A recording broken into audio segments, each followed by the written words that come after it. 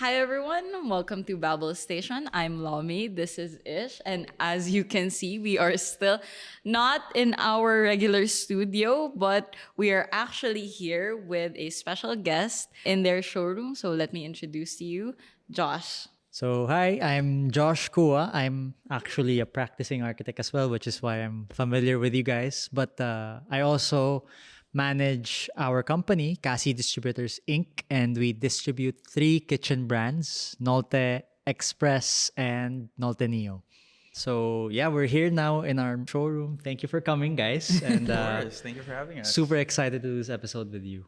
So you mentioned that you're also a practicing architect. How is that like balancing those? Like how did you get there? For the longest time, no, since I was a kid, I've always wanted to be an architect.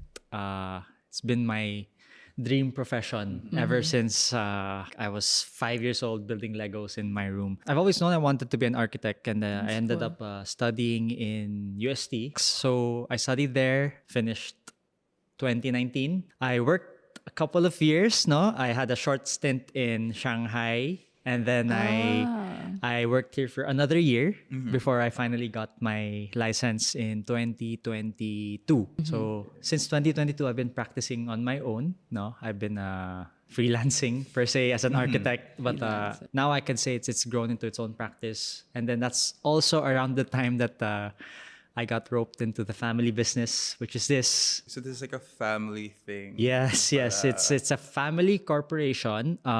We started out like 30, 40 years ago in a small woodworking shop in Binondo. So our parent company is actually called Fozini Lifestyle Concepts Inc. It started by my grandfather. We started doing small wooden boxes, toys, and then we transitioned into furniture, and then my dad eventually transitioned into modular cabinets naman. And then eventually 3 years ago, I transitioned into importation and distribution of imported brands. So Yeah. before you usually did like local Yes. crafts. Was that in any way like a reason as to why you took up architecture? I mean, growing up being surrounded by, things like woodworking. Were they breathing you into Yeah, was it in a here's way? some Legos. I never really thought about it that way, no, but maybe I think it did. Looking back, I think it did. My dad actually studied architecture in UST also, but he didn't end up practicing because he ended up getting into business, no. So I think for the longest time his passion sort of like parang Was bled into arty pa mine na din. rin. Yeah. So I think that it did influence a lot my passions. Actually, it's so funny because when I was a kid, up until like a certain lucid point in my life, no, I thought I could have sworn my dad was an architect, but he wasn't pala. Yeah. So In a gaslight. yeah, nag-gaslight the whole pala. time. I thought this whole time he was an architect, but he wasn't a practicing architect. He was a full-on entrepreneur. I guess I followed in his footsteps in both aspects of that. no? Halfway. Yeah, so I did both. And I'm still doing both to this day. I guess going back, considering that you've decided that you're gonna take up architecture, going into college was again that, environment with your family. Did they in any way sort of influence how you approached learning about architecture? My life during college is a bit of a mixed bag. Definitely, I was a little happy-go-lucky, especially in the earlier periods. Yeah, no? parang hindi pa nagsisink. Hindi pa nagsisink Kasi, in. Yeah, so I didn't feel like it was as serious, especially the first few years. I think what really helped me was, I guess there was a pivotal moment around fourth year. Shout out to architect Barbie of Casas Architects. So it's crazy to see she's the president and CEO now of Casas. No, she was actually a very important professor for me kasi as a happy-go-lucky guy, no, as a happy-go-lucky student, you don't always take all your work seriously, right? Yeah. So there was probably this one plate that I did na wasn't the best. She literally sat me down, told me, Josh, what is this? This is not good enough. And I know you can do better. I'm going to expect more from you the next submission. And I need you to show me the best work you can do. And it really took me a while to really understand what he was trying to do, but Yeah. it had the effect that she was looking for. Kasi the next plate, parang I was like, okay, you know what? I'm gonna give you the best work I've ever done in my entire Was life. that out of like frustration then? It was out of frustration. I want to prove to you that I can do better. Yes. So half of it was like, why are we doing this, diba? But the other half of it was like, it sort of triggered something in me na, you know what? I can do better, you know? It was something na parang helped me understand na, okay, I need to take things a little bit more seriously. Because that really does help, like having, having like a mentor, a professor look at you and say, you know, You're capable of doing this. better. Yes. And that usually, like, especially if in your formative years, that really flicks a switch in your brain where it's like, I Formative can. years pa ba yung Formative college? yun, yeah. Formative years. So Well, we start in our teens pa. we do, Right? So I would say even at your early 20s, you're still growing as a person, right? So having an adult tell you na you're not doing the best work you can do, and the way she said it was very constructive, not very destructive. You know, it's Exactly. like, it's useless. What are you doing? But it's more like, you can do better. Yeah. And then it really triggered something in me. So that was around early 4th year. To this day, I would say parang that was one of the parang core memories for me in college. And I think everyone has that moment. Eh, You do. Yeah. I'm sure you guys have your little moments with yourself also na you figured out something about yourself and Parang it's kailangan. informed. Medyo something needs to change. Yes, It does yes, need to diba? change. There's a point where you take something a little more seriously na moving forward. That's true. That's true. I mean, mine was pretty harsh. I'm just gonna share Share it it, yeah. on record. I failed my first year final play. Oh, wow. Okay. I failed it,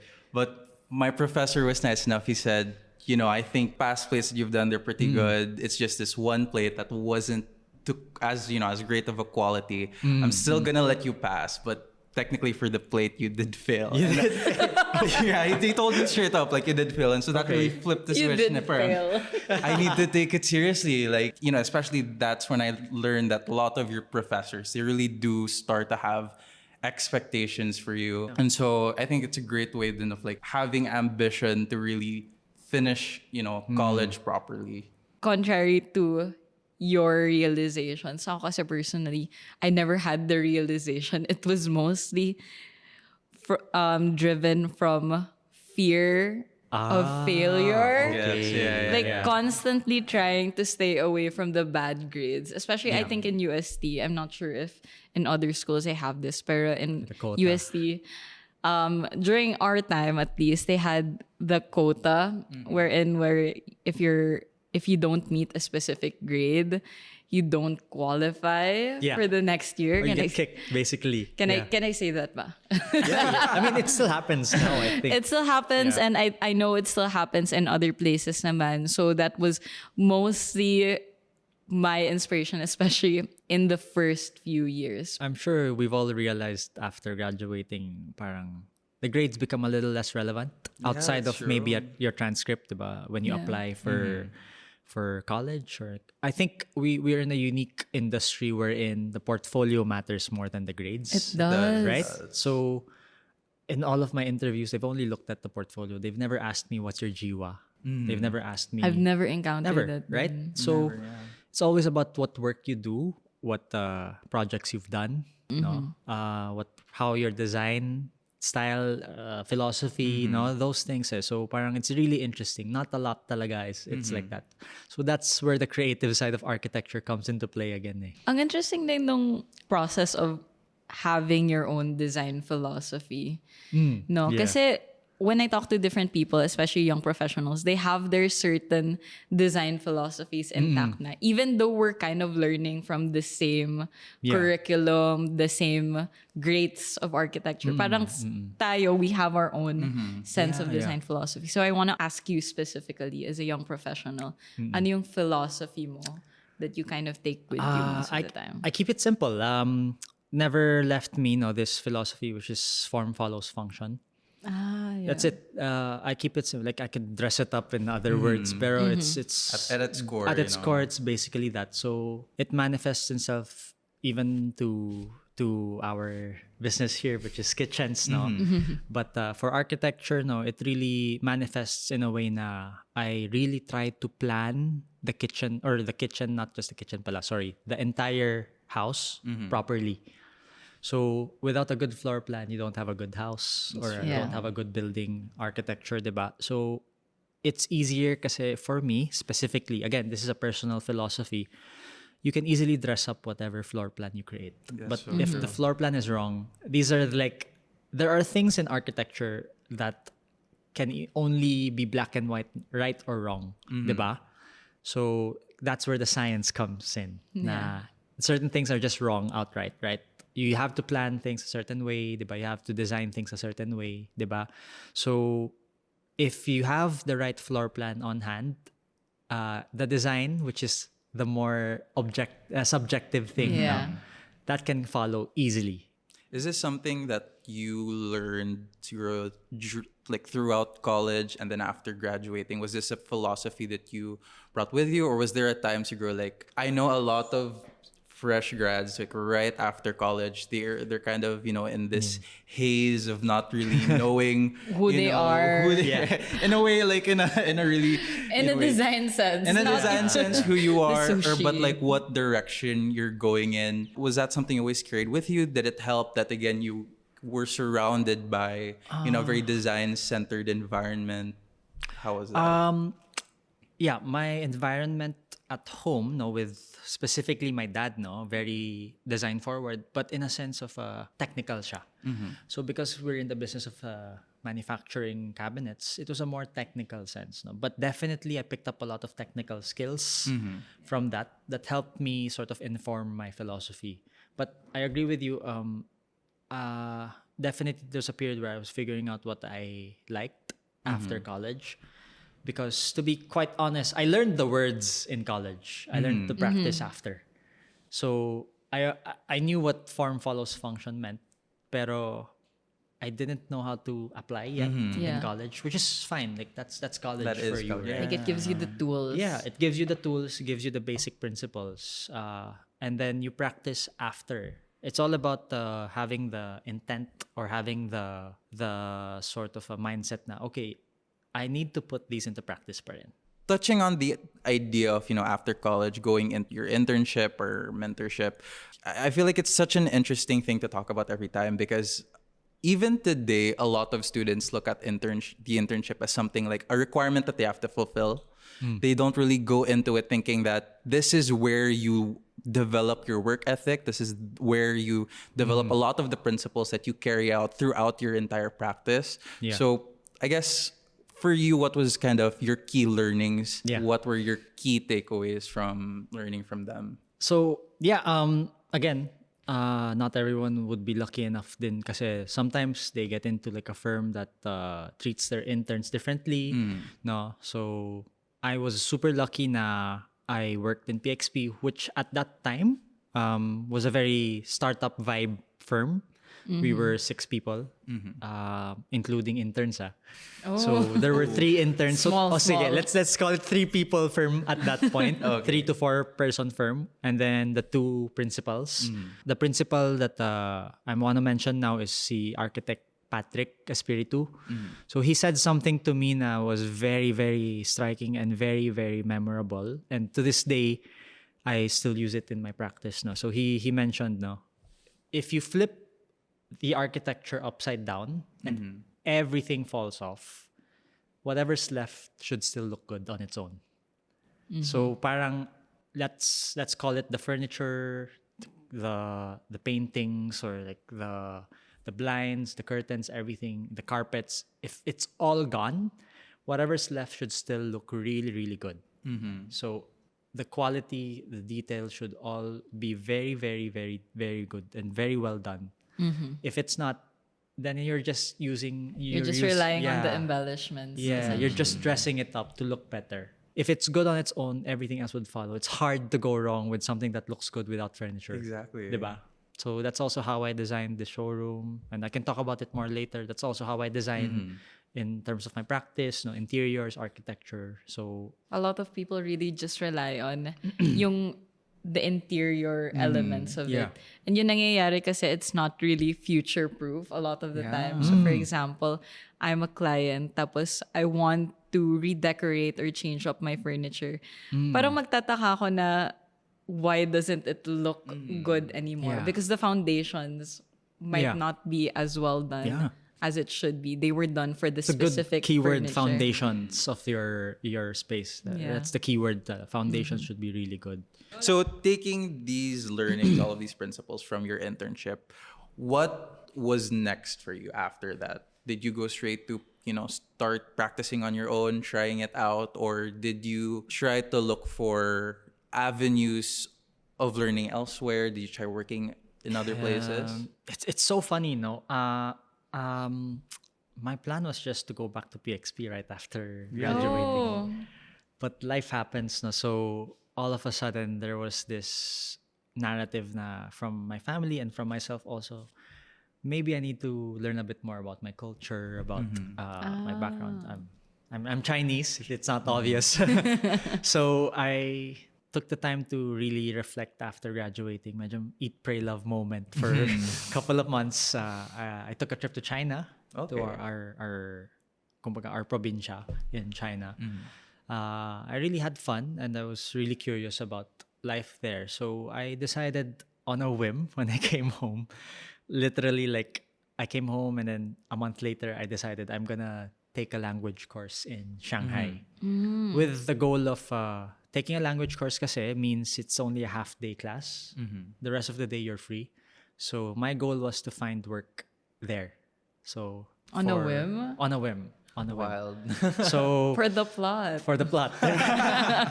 So it was still structured. So I decided on a whim, but then I planned, figured it out. Planned it out properly. But the whim part is I went there with no friends, no family. I just Oh, you decided to didn't go. have family there. Not in Shanghai. Not in Shanghai. So I took my trip there. I took my language course learning Mandarin, and I aggressively looked for work. So What does aggressively look like? cold calling, cold emailing, visiting firms. That is knocking on- aggressive. Very aggressive. Because I had a limited time. No, it's one semester. I needed to find something in Yeah. the next couple of weeks or months. Because otherwise, I'll be there for one semester long. It's not enough. No one's gonna hire me now. So I got a response from one firm.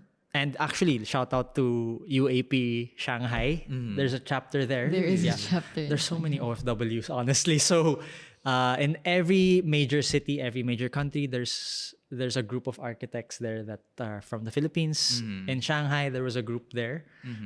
More than 50 people, so more than 50 professionals. So That's a very lot. talented group of individuals. I tapped them, asked if there's any openings in any of their firms, and I got super lucky. I got this opportunity. One of the architects there, actually said, "Oh, we're open for internships."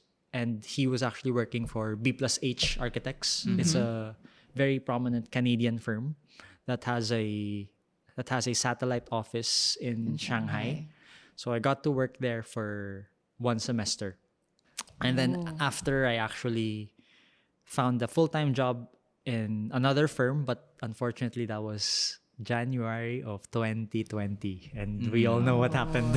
We all know what happened during that China. year. So yeah, that time in B+H was very interesting. I was not aware how far ahead these 1% of the firms are. So B+H is a top 50 firm in the world. The quality of work and the level of projects that they work on was actually way beyond what I could do, especially since I just graduated 2019. So I'm basically a fresh grad going into like It's a relatively God. fresh. a top firm in Shanghai as an intern. Albeit as an intern, but I got really exposed to the level of work that they do, and it was beyond anything I could handle at that point. Core memory again. This one is kind of bad though. Was Go ahead. I was working on something that's really struggling. It's really hard to do. I think it was I was designing a building for one of the project architects. So I was working under a team. The project lead comes over, looks at my work, sits with me for a bit, trying to figure out how we're gonna do it. And he was getting frustrated, and he says to me, "You said you graduated already?" Oh my God. And then I was like, Oh god. yes, I did. I graduated a couple of months ago. That was 2019. And then it's like, okay. And then from that point on, it really triggered something in me again. This time it was like my competitive spirit. Like trying to prove Trying to them. prove them wrong. You're also representing the Philippines. I'm also representing the That's Philippines. why. That stress. Yeah, added so stress. it was added stress, but at the same time, I really, I wouldn't say thrive, but at that point, it was the right approach for me because it really like made me like obsessively work for that period of time. I think like physically, it may be the most unhealthy during my period there, but it really, like, I wouldn't recommend this to anyone, but like, it really helped me skills-wise, technical skills-wise, and in terms of my standards also as a designer, it really formed further my standard as a professional. Still hurts me to say it out loud now, pero yeah, someone said that to me 6 years ago, and I never forgot it ever. You were a fresh grad. No? I was a fresh grad, Just- Yeah. Parang I would give you a Granted. pass. Yeah. but he didn't. Sabi niya, you said you graduated na. He was expecting more from a fresh grad pa. Siguro besides that kind of, I don't know if I want to call it bad. As someone who did experience a local internship here in the Philippines and then internship abroad, how different is it? I wouldn't say it's different in a sense of it's local or international. What really was different was the structure of the firms. I was working in a startup for the first internship. The second internship was a well-oiled big firm. Yeah. Like we're talking like IDEA types of systems in place, no. So it was very, very interesting. With my internship in B+H, everything was a bit more structured. Everything was a bit more systematic. Like you get really put into a role and then you stick to that role. Now I'm lucky I got put in the design role. They also had departments for BIM. They also had departments for landscape architects. What I worked on was supposedly a technology campus of Oppo. So in Nanjing, I think it was a design competition, and it's. I don't know if you guys have experienced competitions here, but it's very high stakes, very high pressure, puyat lagi, diba? Especially back in Yeah. college, it felt like that. Especially with the culture in China, wherein you work yourself to death, Yeah. and you be proud of it, right? So that was really, really accurate in a sense that we would do all-nighters. Yeah. All the way to 5 a.m. Go home for a few hours. Have your own like rest hours, no hours lang, and not even a day, and then you come back to work, do the same thing the next day. Yeah, because the hustle culture there's really a different It's very different. ball Yeah. game. Like I'm so curious. Like when you started working at B+H, I can imagine it must have been a bit overwhelming. A lot of Yeah, things it to was. adjust to. Especially you mentioned, there are so many departments. It's a lot more Yeah. organized. As Coming someone from who, a startup. Coming from a startup, from yeah. something, I don't want to say humble, but something that is technically more humble compared Yeah. to that. How long did it take for you, but was it like a few months really acclimate to that kind of work environment? To be quite honest, it's easier to acclimate to B+H. Really? Because you have specific roles and systems in place. So it's kind of like there are Yes. rules Yeah. set there. Everything you just has have a to standard. follow. Already. Imagine in a sense, not exactly like this. Imagine you have an instruction manual now on how to operate within that firm. With a startup, you don't. So you do everything from acquisition all the way to final presentation to site supervision, diba? Project management. Yeah, Minsan. you do. That's more overwhelming, actually, in a sense.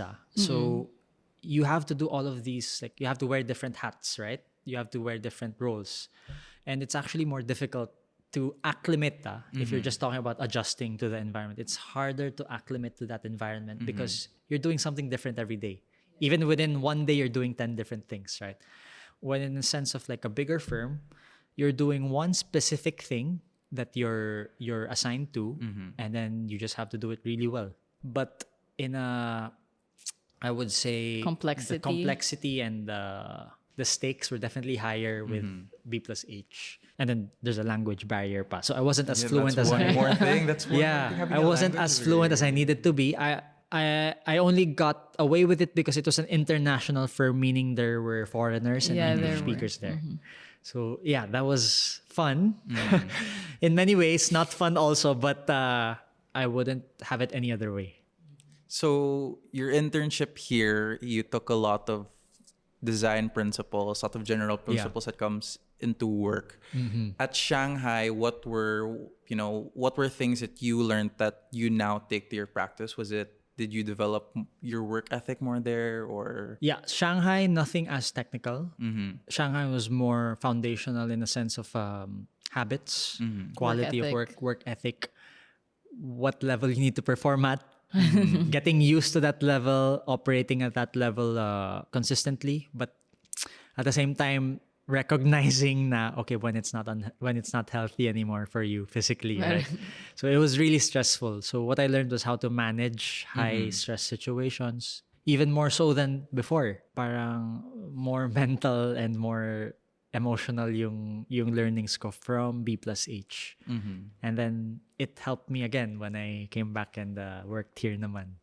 Working in Shanghai, something I'm really curious about is when the decision to come back to the Philippines came in. Because from what I know, people that I know who moved abroad to find work opportunities, the unfortunate truth is that there are a lot better work opportunities abroad than there are perhaps here, at least significantly more vibrant, diverse, Greener pastures. They are greener pastures. I'm curious, when did you decide na, okay, I'm good at B+H. I've learned enough. I can now bring this back to the Philippines. And what were the next steps after that? The truth is, it wasn't enough yet. So I was planning to stay all the way until I had to take the board exam. Because there was a UAP there. Yeah. Someone licensed could sign my logbook. Yeah. Which, again, that's one of the craziest surprises that I found there, that there was a UAP chapter functioning there. Still crazy. So it wasn't enough. Bottom line, it wasn't enough because, again, the pandemic happened 2020. I was only 6 months in at that point. So I definitely wanted more. I made a decision actually with myself that B+H wasn't the firm that I was gonna full-time work for. The firm I ended up getting a full-time job in was a different firm na actually. It was a Singaporean firm naman, but I didn't want to continue with B+H, not because it wasn't good, but more because I wanted to go into a bit of like more hats again. Because formative years, it's very important that you get to experience everything. Yeah. And my second thing is a bit of advice lang din as someone who's experienced this also. If you're a more junior or entry level job seeker, for me, I wanted to go into the more startup firms because you get to learn more, absorb more, and then you get to experience everything, end-to-end projects, diba?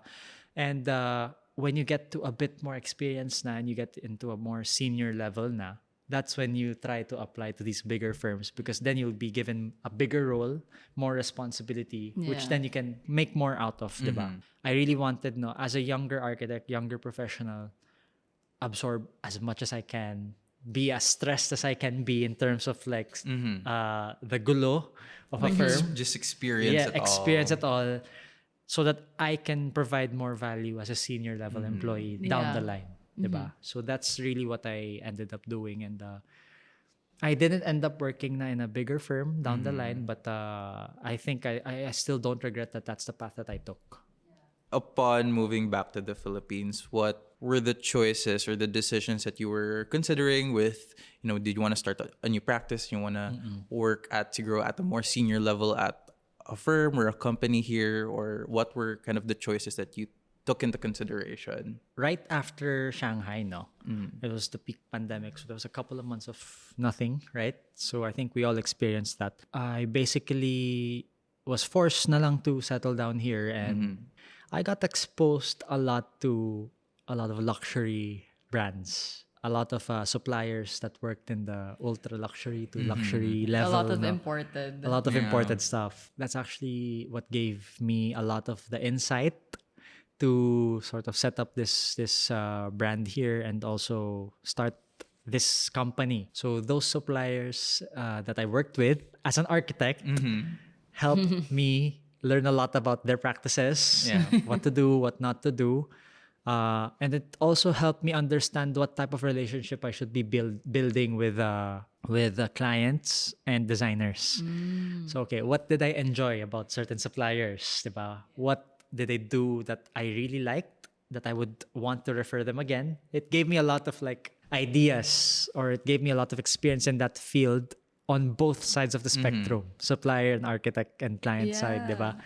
Because that was something I was really curious about, the choice of, going into this industry of supplying. Yeah. I would believe that a lot of people would see it as something na parang you'd start to limit you're honing in, you're focusing on this particular aspect of architecture, but kind of hearing you say that, it seems as though parang the opposite is happening. It's kind of broadening your knowledge as an architect, as someone practicing about, not only just the architecture and all of the details, the minutiae of architecture, you're also learning about what goes into supplying, and all of this stuff. So I don't know. It's really interesting to hear, and it can be like that. Yeah, and it's just simply put, it's a really adjacent industry kasi, right? Especially, so you can import a lot of things, but we specialize specifically on modular cabinets. So right now we really, really specialize highly in kitchens, but we can also do closets, vanities, because of our history.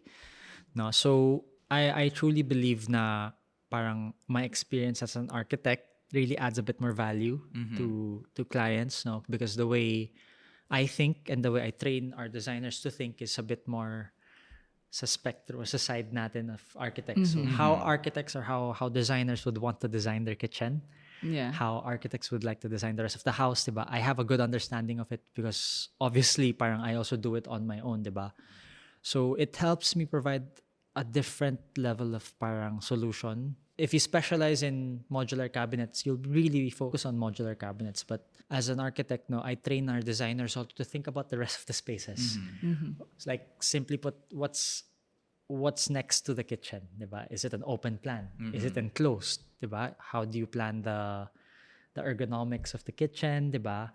Little things like, do we clad this wall with the same panels of our kitchens? Because it might look weird if it's just a blank wall. Yeah. So little things like that, parang we're able to answer a lot of the questions that the clients have that some just kitchen designers might not be able to answer. And I think it also helped clients understand, no, on the spot. Let's say they have a meeting with us without their architects. I can kind of answer some of the questions they have. Mediating in a way. Yeah, so I would say a pain point for us is client has to talk to you, then you'll talk to the supplier, and then back and forth and back and forth.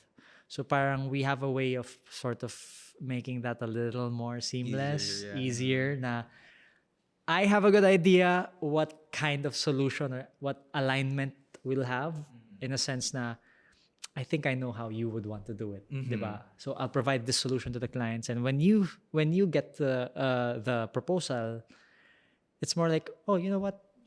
That's pretty much what we wanted you guys to do, diba? Yeah. I try to tell our clients na we go beyond just design your kitchen. No, we really consider everything. The service we provide really encompasses like all the things that you can think of. Yeah. Because we want to sell not just the kitchen itself. We want to sell you a proper solution that fits your lifestyle. Diba? I like that because, diba, you guys supply Nolte, which is Yes. a German kitchen brand. Yes. But for the way you explain it is that you're trying to tailor the solutions based on the users, which are most of the time not Germans. Yes. So how do you do that in a sense that, for example, German people tend to be a little bit taller than Filipinos. We have different ways of doing things. And I'm not sure, I think the way we interact with the kitchen is different from other cultures. How do you mediate that with the fact that Nolte is a German kitchen brand?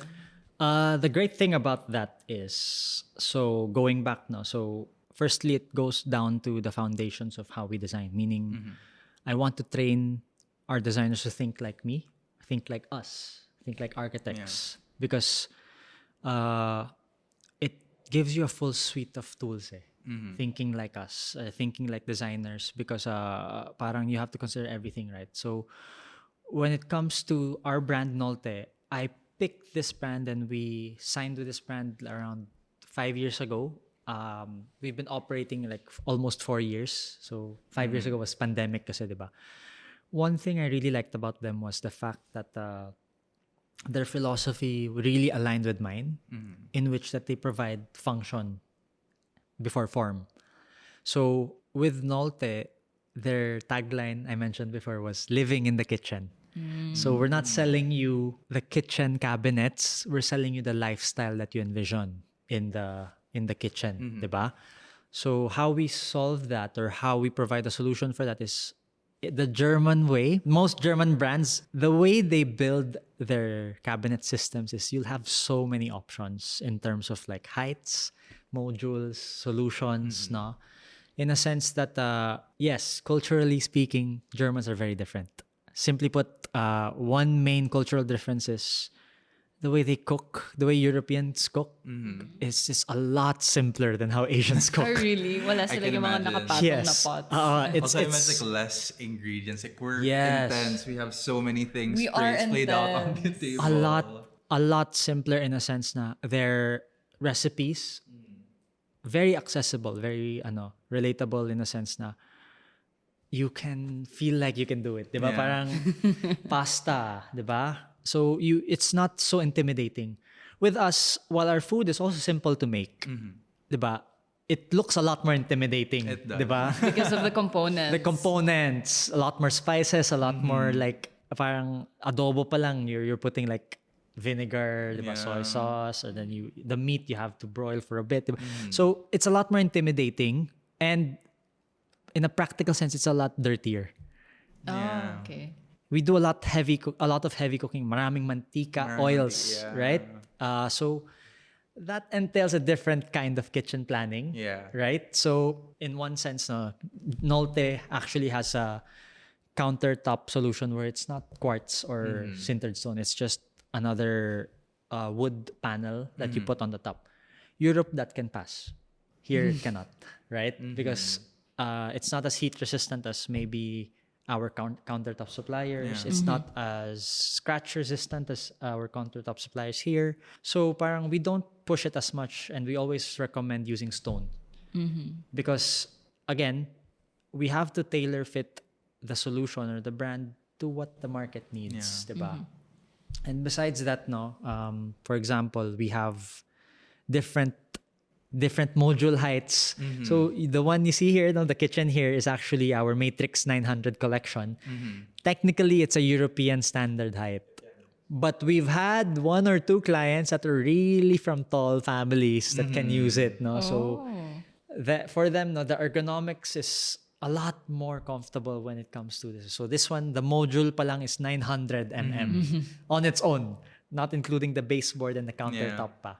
So these cultural differences come into play, but at the same time, parang the beauty of our brand and our sort of company is that the brands we carry is very, very parang accommodating to tailor fit into like the customer's needs. Maybe you want a certain module this height, another module that height. We can definitely accommodate it with and the philosophy of Nolte is that you should be able to accommodate the lifestyle of the people.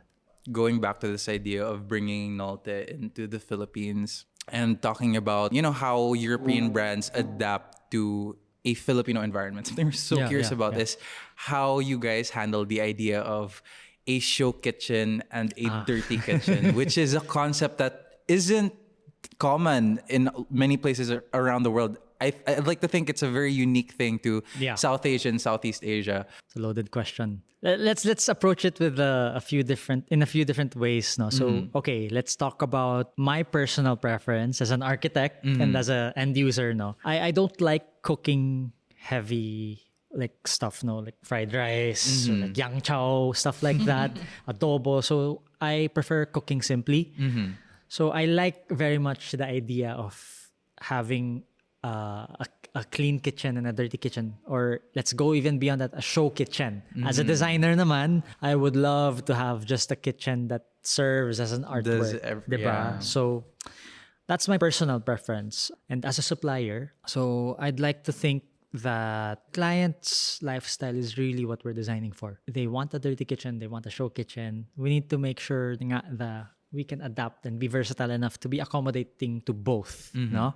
So I'm happy and I'm very proud to say na parang Nolte has had clients that use their kitchen and also had clients that don't use their kitchen, no? It's all a matter of designing for that scenario, designing for that preference, which is why Nolte is really apt for that because we have anti-fingerprint materials, we have moisture-resistant materials, we have dust guards, dust seals that I showed you a while ago. We have multiple solutions that can cater to both ends of the spectrum. No, I think the most important thing is asking yourselves and asking the clients or the users or even sometimes the architects, how would you use your kitchen, diba? How do you use your home, diba? What type of things do you envision doing in your kitchen? Is it a sociable kitchen, diba? Is it just a cooking kitchen, or is it something to stare at throughout the day, diba? So the important thing is figuring out first what they want, and then from there designing according to the vision that they've had for themselves, diba? Both. Yeah. You still at the end of the day, you need to be Yeah. able to accommodate Bottom all line. of Versatility. the Yes, ways that versatility people live. again, diba? Actually, something I'm really Yeah. curious about, and I think you did mention this very briefly just earlier.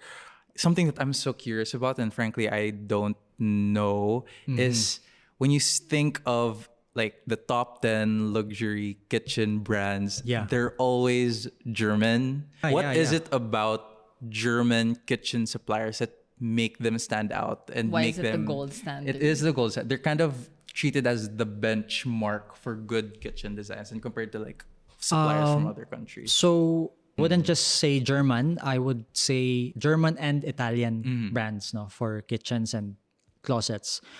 When it comes to the Europeans, no, the simplest answer would be their manufacturing capabilities is very, very advanced.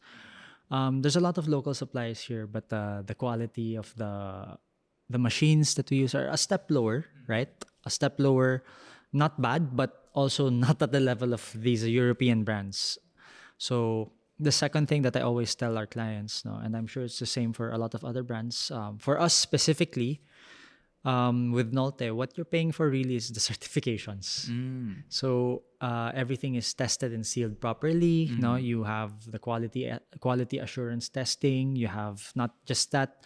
For Nolte, we also have the fully made in Germany sort of certification, meaning everything is manufactured, sourced in either Europe or Germany. No, so little things like that are the things that make the difference. And then as architects, we can easily tell the moment we touch it, We right? can feel it. For clients, they need to see also the background, no? What makes Nolte different? What makes an imported kitchen different, no? Besides just buying the brand, right? So yeah, the gold standard really is, as you've mentioned, Italian and European kitchens. But is there a distinction between the two of them? So this is my personal opinion, but I think it's pretty objective naman, no? There's some key differences when I compare like European brands, specifically German and Italian brands, no? So I would say, no, like to this day, I'm so in awe of how Italian brands market and brand the visuals of their products. So they're really good at designing and curating. So curation, I would say, is the key word relating to kitchen cabinets. No, Italian brands really tend to focus on curated collections, and that's the idea they sell to you. So the first time I saw an Italian brand in their showroom, no, I was really in awe kasi like the finishes are so nice. The design They are itself so of the whole beautiful. kitchen, it's beautifully done. And lo and behold, like you find out they planned it that way to look exactly like that, right? That's really the beauty of like Italian brands. That's the strength of Italian brands. I would say the difference when it comes to the German brands, not to say one is better than the other, but they're both amazing kasi at what they do. German brands naman, I would say their biggest strength is when it comes to quality, manufacturing process, being able to provide the technical solution that can fit any market, diba? So one of the reasons why I really like the brand that we brought in, which is Nolte, is because company itself or the brand itself built its collections, not in a curated sense. There are no named collections in Nolte. We just have our finishes and then we have our modules. So they kind of just they introduce elements Yes. that you can then mix and match. Exactly. So I'm not so sure with other German brands, but with Nolte specifically, we have what we call the Matrix 150, Matrix 900, Matrix 800. So the Matrix systems are basically the systems we have in place for our modules that you can just mix and match with whatever finish, whatever layout, whatever like composition that you want. No, so that's how I ended up working with them, and then it's one way that I found the path to localizing Nolte as a brand. Because no? there's more versatility to it. A lot of whereas versatility. in comparison to Italian kitchen brands, right? Sometimes there's a bit more restriction na, okay, we need to pair this with that, no? But I'm sure there's a bit of versatility for Italian brands as well, but that's not their philosophy. Yeah. That's what I meant. Yeah. You mentioned kasi na they're very keen on keeping things curated, and that's how they Yes. keep things in the quality that they've set for Italian kitchens nga. Whereas in comparison to German kitchens, they have more. It's kind of like being given a Lego set. Yes. Where you get to build your own thing. Yes, So I exactly. like the difference between the two then. Yeah, and both countries are really good at what they do. Parang they're both good at both things. It's just about the philosophy of where they focus when they build their companies, when they build their these suppliers, build their brand. What do they focus on? And that's, for me, that's what it is. Parang what I'm getting at from what you guys have said, parang the way I see Italian kitchens, it's more so, again, because the way they roll it out is like by collection. So it's kind of like, I can imagine that they'd market it as like a piece of art that you have to get. Yes. As to compared to like German brands, which focusing on this idea of modularity, of you know, breaking the kitchen down to its core elements and putting them together, what works, how it can fit in any given space. I think that's the focus there.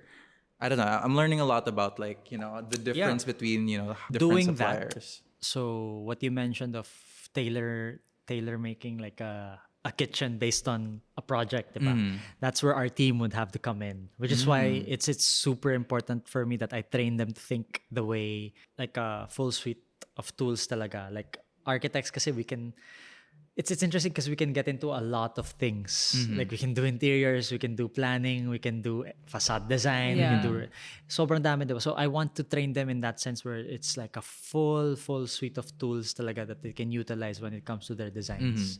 So yeah, that's one thing I enjoyed about Nolte, especially when I started designing this showroom, because they allowed me to mix and match a lot of things.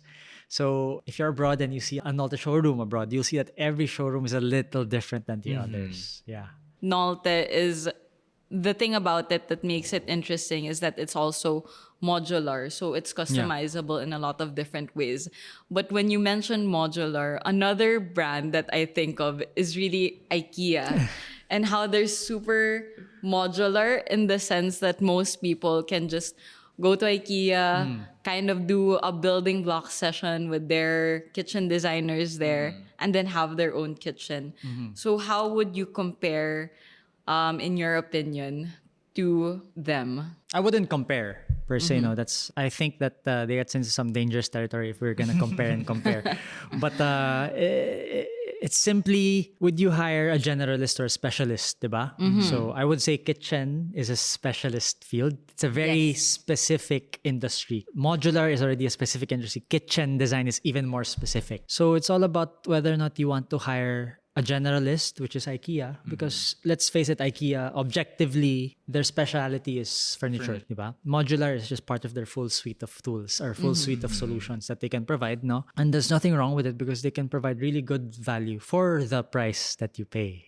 My analogy would be like, would you buy a car from Xiaomi, diba? Or would you prefer to buy a phone, diba? Because Xiaomi can do both, but they're more known for one thing. Their specialization. Yes. So it's the same with us. So why would you pick us over IKEA? It's as simple as this is literally all Nolte does.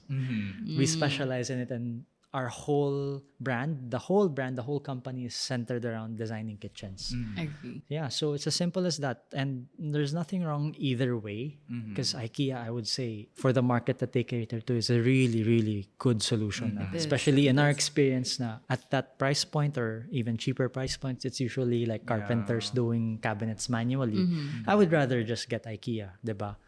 Adding to that, since you mentioned Nolte tailors their kitchen specifically to the needs of the user. So even down to how you design the handles, how you design the finishes, that's what makes it stand out for me compared to IKEA. Whereas IKEA, of course, you have the option to do it modularly. Yeah. So you can customize it the way you want. But it will still look like an IKEA kitchen. It will. You know it's an IKEA kitchen. You know it's an IKEA desk. You know it's an IKEA and whatever furniture it is. And I've done the research also. Like, of course, I've inquired with them just to see how their process is. Of course, it's a given that they have more limits to what they can offer to you, diba? Yeah. The heights, the sizes. So again, this goes back to the versatility of Nolte. Because if we're fully focused on just providing kitchen solutions, we'll have a bigger suite of solutions for you. Yeah, can't compare. But that's what's good about either side. yeah, it really depends on really depends. what you're going for. Yeah, Specifically. and your budget. Like simply put, sometimes it's all down to budget as well, diba? So there's also that factor to consider because money matters for sure. At the end of the day, At the end of the day, it really matters naman. So we were talking about how Nolte is actually very versatile in the sense that it can adapt to different types of cultures or ways of living, especially like yung way of living or how we use the kitchen in the Philippines. So is that why you chose Nolte? Yeah, that's one of the reasons why. Of course, we did our research while we were discussing with them, no, while we were in talks with them to bring them into the market, no. But on a more personal note, I would say when me and my dad were talking to them, parang we realized something in that they were probably one of the few German kitchen brands left that are still family owned. The family that owns Nolte, last name Nolte, is still the family that's on the board of directors for Nolte to this day. So to us, it was very apt in a sense na it's a family business working with another family business. No, so parang we felt the connection there. We felt connected to them in that sense, and it really boils down to related to that naman is boils down to the values of the company. So parang to us, their philosophy and their values really aligned with what we wanted to bring in the market, and also it's a bit different, no? On a technical sense, kasi every modular supplier can have some similarities, right?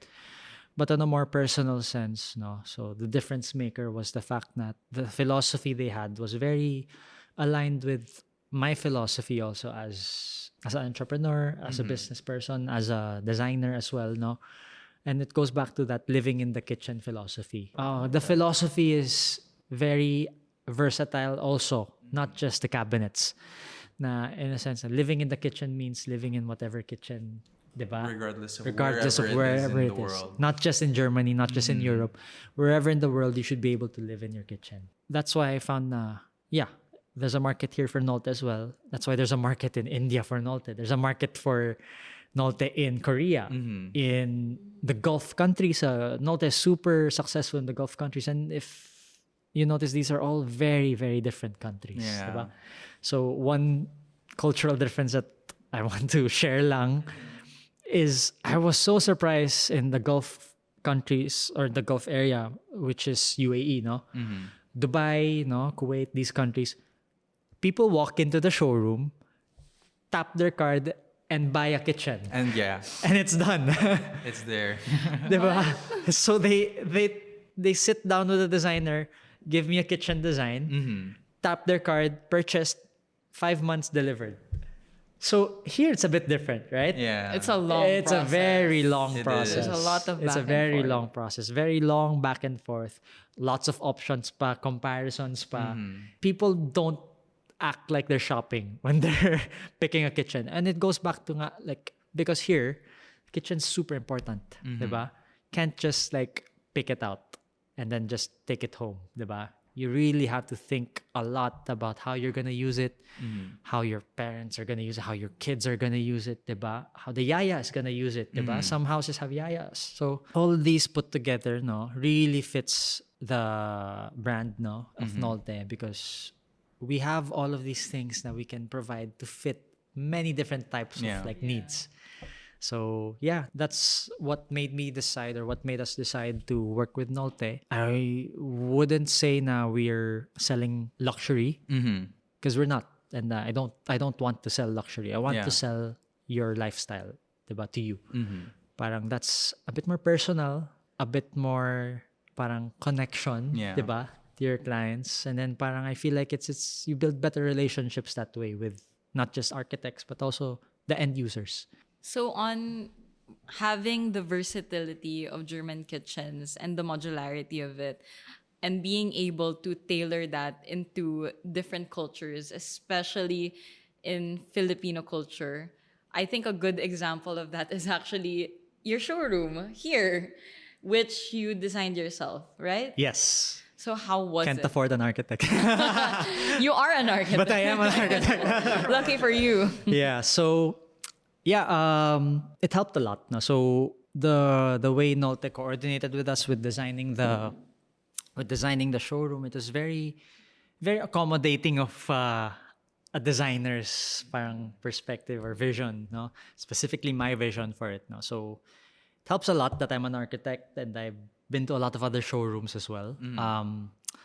It was interesting to take on, because this project that I took on, basically I'm the client, I'm the designer, I'm the project manager. I had to take on all the roles, kasi this is ours, basically. This is our showroom, diba?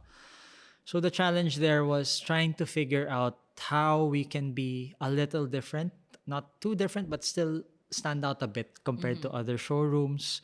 But at the same time, no, I had a budget to consider. No, I had certain restrictions in terms of the floor plan, because we're renting this space, right? Another consideration yan, because we're renting, we don't want to have to overdo it, because it's not our building, right? So keep it simple. So keep it simple. And it goes back to what I said a while ago, na if you flip this upside down, it has to look nice on its own, right? So I treated it as a challenge to put all of those factors together and design it in a sense that would check all the boxes, right? So first consideration for me, this is a showroom. How's the flow gonna be? No, so parang what I ended up doing is, I'll pull it up here on our screen. There's a central node wherein all the displays can lead back into the center, which is basically our technical room, which is where we're gonna end up anyway. Yeah. Diba? So the technical room is where we also have our meetings and presentations and everything. So what I liked about the building in the first place was it had good bones, good foundations, diba? We were talking about foundations so much a while ago. It had good foundations in a sense that the skeleton was there. And I could see the potential the moment I walked in. Yeah. Diba? Architect, There was already a You can already visualize architect glasses, diba? So immediately I was like, you know what? Let's take this space. Let's keep most of it. The only thing I'm gonna do is maybe build up some drywalls, no, just so I can manufacture or like guide the flow of the floor plan. The way I did it is, of course, front desk is there. Front desk is front desk, and we have around 6 displays around the center of the showroom. The center is where everyone's gonna end up at the end of the tour. Yeah. And it's all connected to all the displays around it, no? So we start with the one in front, which is our Artline kitchen, no? We can then move into the second area, which is our condo spaces, condo layouts. So I showed you guys a while ago, these are smaller spaces, smaller kitchen layouts, and we even have a little laundry area at the back, diba? So why I wanted to show that is because more and more often now, no, we have projects na condo. Diba? And these condos are high-end projects pa rin. So we've had a client that had a small kitchen lang, but they wanted to do imported. Yeah. So we had to redesign it in a way that fits the condo's requirements and the restrictions. But at the same time, But at the same time, quality. have the quality and have the proper functional layout. No. Is it easier ba if when it comes to condo projects, or is it, is it faster considering that a lot of these are small scale? There's a sweet spot where I enjoy designing a kitchen. No? So if it's too small, it gets difficult. And if it's too big, it's also difficult. So there's a sweet spot of around maybe 10 to 15 square meters kitchens where it's very, very fun to design. Really? Yeah. So you're just like reorganizing. yes, you're really just planning it out as functionally as you can. If the kitchen's too big, it gets a little difficult. Yeah. Now there's too many things you can put. Now there's too much storage. Now you can put even like 2 sinks and 2 cooktops minsan, diba? So when it comes to too small a space naman, our challenge there is, okay, we can barely put in 1 drawer system. You're sacrificing. You're so many sacrificing things. so much. But then the restrictions are also so limiting, right? So where is the drain? Where is the water supply? Where are the electrical provisions, diba? We need these things because our kitchens have lighting. We have to put the sink. We have to put the grease trap. The way I designed the showroom is to showcase as many iterations as possible. So here we have what we would call the corner kitchen, which showcases a lot of our corner solutions. No, it's a minimalist design, but once you open it up, you have all the secret solutions inside the kitchen. Yeah, no? you showed this a Yeah, while so ago. it really like enhances the experience of the customer because parang every time they see it, oh wow, it's interesting that you can do that pala. Thus, you can already envision, parang Yeah. as from the owner's perspective, you can already envision yourself using it. For example, Yes, when yes. it's like an old kettle, coffee maker. A lot of the times when I want my kitchen clean, I try to find a place kung saan ko ba pwedeng isilagay. Yes, yes. So I like that it feels as if I can insert myself already. And the way I designed the showroom is, if there's a keyword for how I designed the showroom and how I laid out the showroom, it's relatable. That's the keyword I like to use. Because I want people, I want customers, I want architects even to visualize that they're in the kitchen using it. No? Which leads to my segue here into the live kitchen. So we have this kitchen here now. This one. There's a fully functioning kitchen with a working sink, cooktop, range hood, no, which is a downdraft hood. We have fully functioning appliances right there, no, because we want to show talaga na this is how it is in action. So the live kitchen is sometimes, no, in future events, definitely you'll be invited. We have live cooking shows, no, and then we make sure that we showcase how durable the kitchen is and how usable it is, no, na if the chef is cooking, may pagkukunan siya ng spices, di ba? Or if they're missing a utensil that can get it from the drawer. And then you can see them going back and forth using it. We even use like a special sink, locally sourced, but it has multiple features. It has like a water filter. It has the glass cleaner and everything. No? So that's how I wanted to design all of our collections that I put in here. No, that you can relate, you can visualize, you can see yourself using the kitchens. Nothing too inaccessible, nothing too out of reach. No, we wanted to be we wanted to connect with our users in that sense. No, each kitchen collection is a little different from the other. Kasi as a showroom, we need to show what we can do. Iba't ibang Like klaseng the tastes, varieties. right? So the variety is there. So we have on here, it's very masculine, the design. And then right next to it, which there's a peak there. There's a little peak there. It's a very... Right at the corner. I don't want to box it into masculine, feminine, but it like, let's say one is a little darker, a little softer naman yung isa. So I like to have that contrast as well in terms of our collections because we want to reach as big a market as possible. Yeah. No? As Showing many that- different tastes as possible. There's designs for Yeah. everyone. And it brings me back to the bones or like the flipping of the structure. house, yeah. If we remove all the kitchens, what do we have? So you'll see that for one reason, no, cost cutting, no, we just had to make sure we can make it as simple as possible but as good as possible, no. So all the walls are just painted gray. The floor is concrete. Main reason nga was, I had to figure out how to make this work on a budget. But secondly, the concrete floor and the gray walls really allow for a lot of variety. Yeah. Kasi sometimes if you pick a certain wood tile or like a wood flooring, diba, or a certain beige tile, there's only a certain number of colors that would work with it. So the practical reason from the start for me designing the floor this way is so that I can accommodate multiple different changes in the display kitchens. Yeah.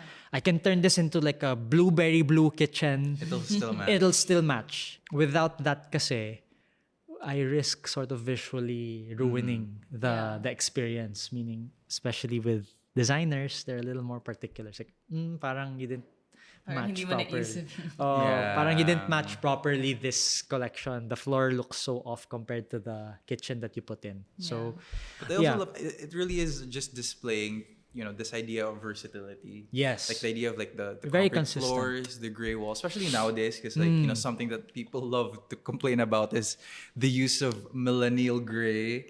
Yeah. But it's there because it is so versatile. And you it can works. match it with anything, and it does work. yeah, and of course, I wouldn't recommend doing that all the time for an actual actual design project. But as a showroom, we need to be sustainable in the long run. Then what I I think designed. it also ties into what we talked about earlier on embellishments. Yes. Even though, yes, floors and walls are not embellishments, Yeah. the finishes that we choose for these are part of the embellishments of how we can make things prettier. And Yeah. the fact that you left it bare and gray all throughout, it really lets the product speak for Yes. itself. Yeah, Exactly. So that's specific for showroom design. You need to make sure your products are the highlight, not the architecture, not the interiors of the showroom itself. No, so for us, no, it's a bit of a mesh. No, the kitchen has to look good around the showroom.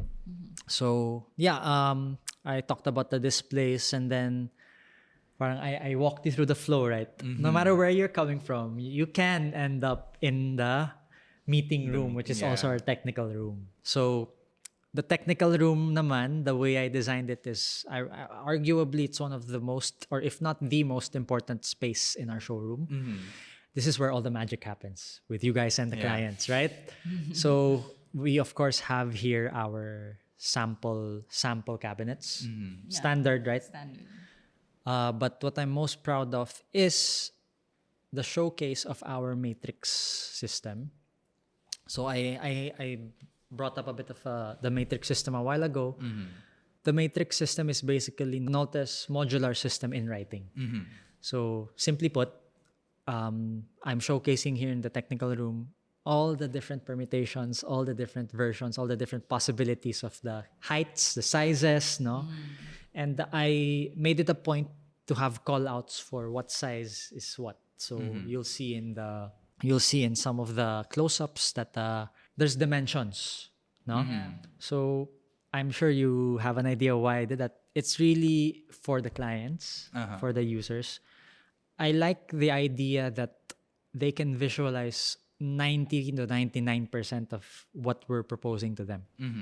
And this matrix art, matrix 900, matrix 800, matrix 150 system is really a way to give them in person agad what they're asking for. So I'm sure you've encountered so many times the client asking, what does 600 mm look like? What does 150 mm look like? And the answers are always going to be here. It's not all there again, but most of the most used ones are always there. Yeah, parang the idea that, typical clients aren't exactly the most technical people. But having something like this is such an easy way of making them think technically. Exactly. Yeah. As simple as showing them the sizes and the dimensions in person. on the spot. They know exactly what Exactly. we're putting, diba? So it's Nolte's most important module system, and I just found a way to visualize it here in the showroom. Have you ever had experiences where it felt like you empowered the client in a way when they visited the showroom? They were kind of putting it together. Yeah. Because I can feel how empowering it might feel like that you are designing your own kitchen. Because I know a lot of the time, sometimes the misconception is it's easier if the client is the one deciding Yeah. everything. It's actually harder for designers to work with something that the owner was the one who designed, because they Yeah. don't understand Yeah. or they don't necessarily have the tools to understand what goes well with each Yeah. other. So I completely agree. Like totally agree with that point. You guys have that pain point as well, right? We have sometimes. that pain point as well. Exactly. We find it really difficult to guess what the client wants, right? So on our end naman, as a supplier, we depend on you guys to give us your design intent. Yeah. Diba? And then we'll figure out the layout, the practicality, the modules of it. No. So I'll tell a story lang of one of our clients. This was a project in West Grove. The client is a very, very meticulous person. But not necessarily she has the technical knowledge, right? So we actually give out a technical brochure, but it's not packaged in a technical sense. So you'll have in that brochure 90% of the modules that we can provide done in isometric form. Oh, so you're really just trying to bridge the gap. We really try to bridge the gap. It's a brochure that showcases the most popular modules used by most clients. And then the experience for that was the client just took it home. The next day, she already had, I want code number this here, code number that That's there. so cool. And we were done with the design by the next meeting. So it really like shortens the time to It design does. as well.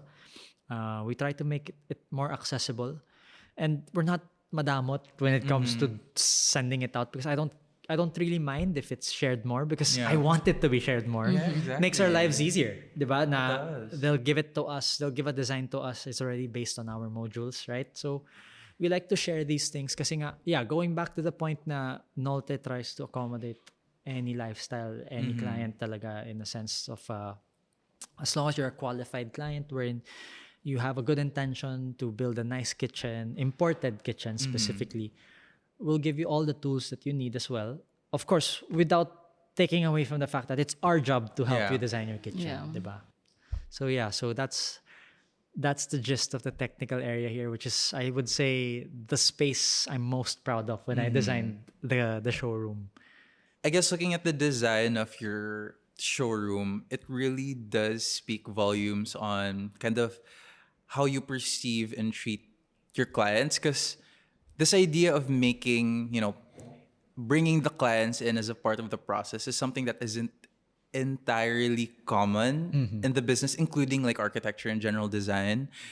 I think a lot of designers fall into this thought na parang clients aren't technical people. They don't know what they want. They don't know what they want, so you have to be the one to tell them, or to figure that out. But in reality, clients do know what they want, and you just need to help them understand, give them the tools, give them kind of the data that they need so that they can verbalize it, they can translate it into a visual sense. So kind of something that I want to ask you is that principle kind of at the core of how you plan on managing Nolte, your business in general? Like, is the idea to make it educational, to make the process more accessible and inclusive to your clients and people who are getting into the business? Yeah, definitely. No, I think, yeah, there are some brands that I would say lean more into the positioning of like exclusivity, which is fine because there's a market for that also. So